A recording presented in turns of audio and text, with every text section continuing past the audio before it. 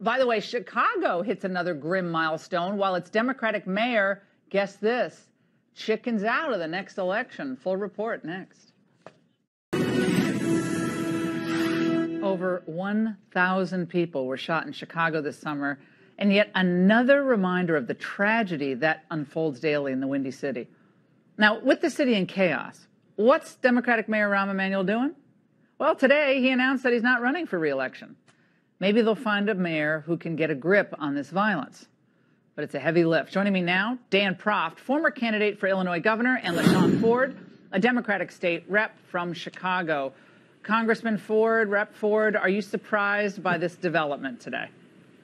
I am surprised, and I just want to thank you, Laura, for being concerned about the violence in Chicago. Thank you so much for covering it and giving it the attention that it needs. I will. Thank you.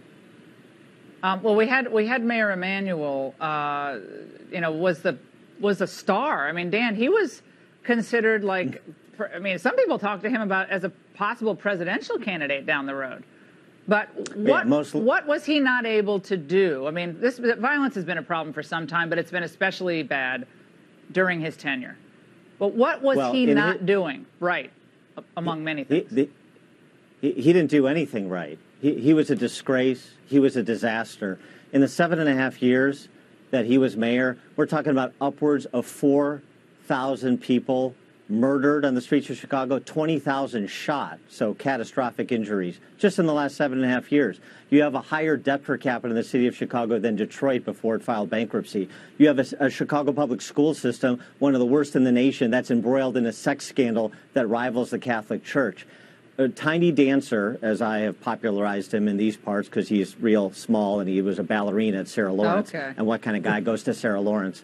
But he was a guy who talked tough coming out of the Clinton years and the Obama years and was a coward. All the tough decisions he said he was going to make when he came in 2011, not a one of them he made. And that's the story of Chicago for the past 100 years under Chicago Democrat rule. Now, Representative Ford, I want to go through some of the statistics on his leadership. Then we're going to look to the future. 32% job approval, 18% said they would reelect him. 69% said trust in government was a major problem. That's from Gary McCarthy's running for mayor there. Do you think Gary McCarthy has a decent shot here at this race for mayor? I mean, he thinks we should be much tougher on the hardened criminals. You got to have a better clearance rate, actually locking people up who commit violent crimes. And he thinks this is a 911 situation in the West and Englewood neighborhoods, South Side. It's bad. Yeah, Laura, I think that's a bad plan for the city of Chicago. When you think about the way the current mayor handles the situation, it's with a heavy hand, and it's constantly talking about policing, and there has been no real plan, no real compassion for the city of Chicago. So we have to make sure that we have strong police in the city of Chicago, police that can handle the crime, but we also have to make sure that we eliminate the crime and give people opportunities throughout the communities where the violence is happening. The violence costs people in Streeterville, downtown Chicago, millions of dollars because we have to hire more police. So we have to have a point in Chicago where we are going to make sure that we say, after 30 years, Mayor Daley was the mayor for 22 years.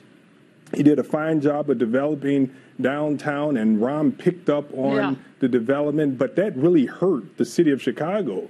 We have to make sure that we spread the development so that Chicago can be the world-class city that we all know it could be. Yeah, but you're never going to get rid of the violence. Right, but you can't have development without safe streets. Dan, we're almost out of time, but I'll let you close it out. Well, the first responsibility of government at every level is to provide for the physical security of its constituents. Chicago Democrats have failed to do so time and time again. And absolutely you can remove the violence. This idea, this policy of containment, like there's a bunch of George Kennans running around in charge of Chicago, containing violence.